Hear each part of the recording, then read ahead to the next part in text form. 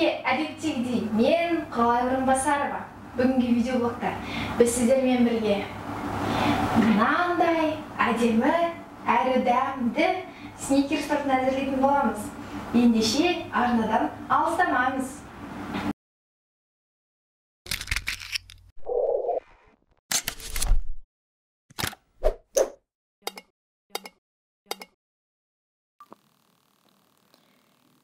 Екі жүз грамм шоколадымызға 80 грамм сұйық май құямыз. Және оны 2 минутқа микроволновкаға ертіп аламыз, жақсылап араластыра отыра. Үстіне 4 жұмыртқа саламыз.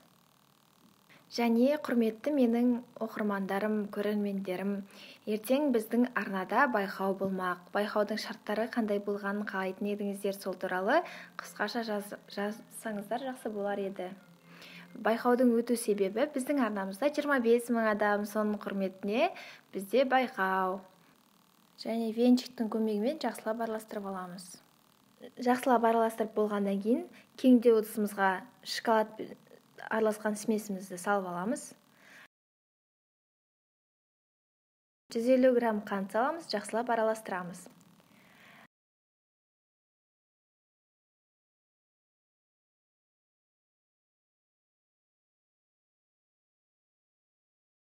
$380 грамм ұнымызға 1 ас қасық разрыхитель және 1 ас қасық какао ұнтағын саламыз.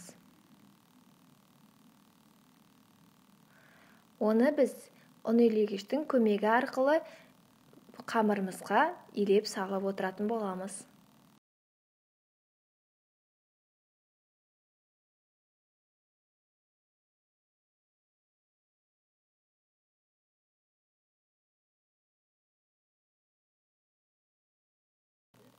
Бірінші венчиктің көмегімен жақсылап араластырамыз. Кейін блендерді немесе миксерді қолдансақ болады. Және достар, ұсыныстарыңыз болса жаза отырыңыздар. Енді тұрақты түрде YouTube-қа видео салуға тырысамын. Сондықтан ұсыныстарыңыз болса жазып, ойларыңыз болса бөлісіп отырыңыздар. Мен үшін әрбірлеріңіздің ойларыңыз, пікірлеріңіз маңызды. Және достар, бұл тортты біз тікелей эфирде Instagram желісі арқылы жасаған болатынбыз.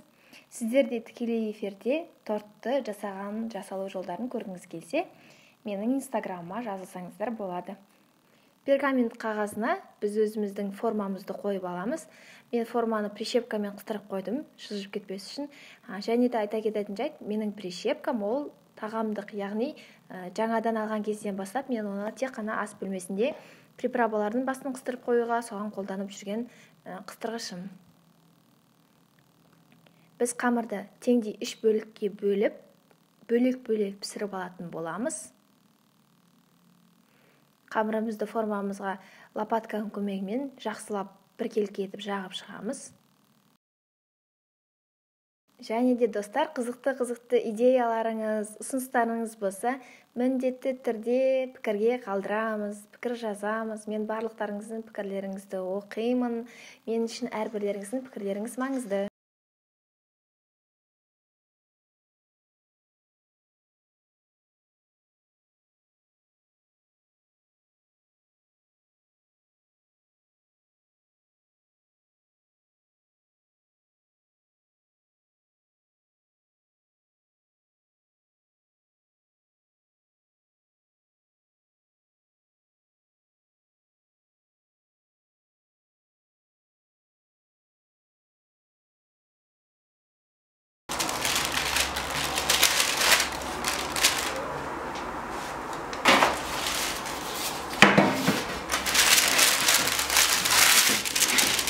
Міне сонымен біздің әдемі 3 коржигіміз дайын. Енді біз оны подложка, яғни тортқа арналған астына қоятын картон қағазға орналастырамыз.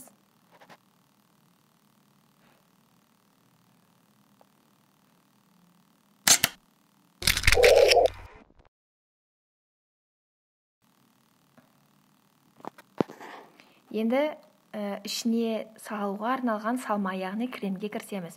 200 грамм бөлме температурасындағы сармайға варенка деген қойғылатылған сгущенканы араластыратын боламыз.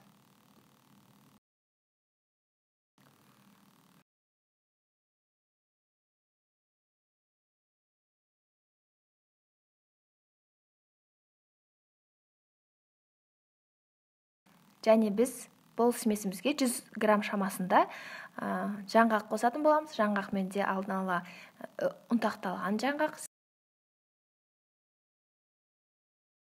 Енді таза ыдысымызға 500 грамм сливкимізді құйып аламыз. Сливки салқын болуы қажет. Және оны блендердің көмегімен жақсылап араластырамыз. Кішкене қоймалжың қалыпқа енген кезде біз оған 150 грамм сахарный пудра ұн илегіш арқылы өткізіп салатын боламыз.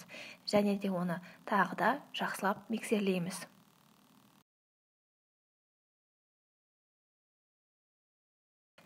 Қоймалжың қоюланған кремімізге біз маскарпоне сырын қосатын боламыз. Маскарпоне сыры 150-200 граммдай қоссаңыз болады. Мен бұл жолы 200 грамм қосуды дұрыс деп санадым. Сырымызды салып болғаннан кейін қоймалжың қалыпқа енгенше блендердің немесе миксердің көмегімен жақсылап араластырамыз. Крем бізде кішкене қоюланған, өз формасын ұстап тұратын қалыпқа енуі қажет.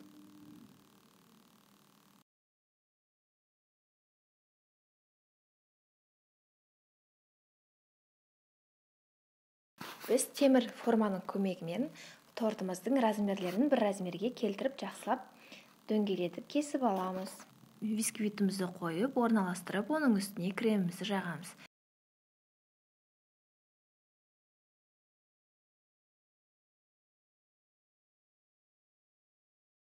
Және де екінші қабат бисквитімізді орналастырып, оның үстіне кремді жағамыз. Ал кремнің үстіне біз арнайы дайындалған екінші кремімізді жағамыз. Яғни жаңғақ қосылған кремімізді. Сникерс тортының рецепттері өте көп. Өз таңдауларыңызды жасап, өздеріңізге ұнаған сникерс тортын жасап, өздеріңізді және жақындарыңызды әдемі торттармен қуантыңыздар. Екінші кремімізді жағып біттік. Енді үшінші бисквитімізді орналастырамыз. Сникерс тортында 3 қана бисквит болады. Біз тортты жинақтаған кольцомызды, яғни формамызды алып тастаймыз және торттың айналасына крем жағып шығамыз. Крем бізде барынша тегіс болуы қажет, себебі біз бұның үстіне шоколад құятын боламыз. Және де крем жағып болған дайын тортымызды тоңазытқышқа 1-2 сағатқа қойып алған дұрыс. 80 грамм шоколадқа 30 грамм сұйық май құйып, микроволновкаға салып, жақсылап ерітіп аламыз. Еріген шоколадқа біз тағы да жаңғағымызды қосамыз. Жаңғақты тағы да айта кетейін, өздеріңіз қалауынша қосуларыңызға болады, көп қоссаңыздар болады, көп қоспасаңыздар болады. Немесе сникерс тортының бетін тек қана шоколадпен жауып қоюларыңызға болады, мүлде жаңғақ қоспай. Сондықтан таңдау өздеріңізде.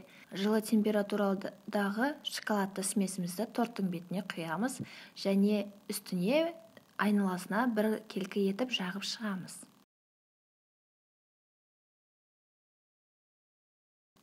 Біздің шоколадты сникерс тортымыз дайын болып қалды. Сонымен достар, біздің мынандай әдемі сникерс тортымыз дайын болды. Сіз де дайындап көріңіз. Өзіңізді және жақындарыңызды дәмді әрі әдемі торттармен қуантыңыз. Сіздермен бірге болған мен Құрал Орынбасарова. Мен сіздермен қоштаспаймын. Келесі блогта жүздескенше.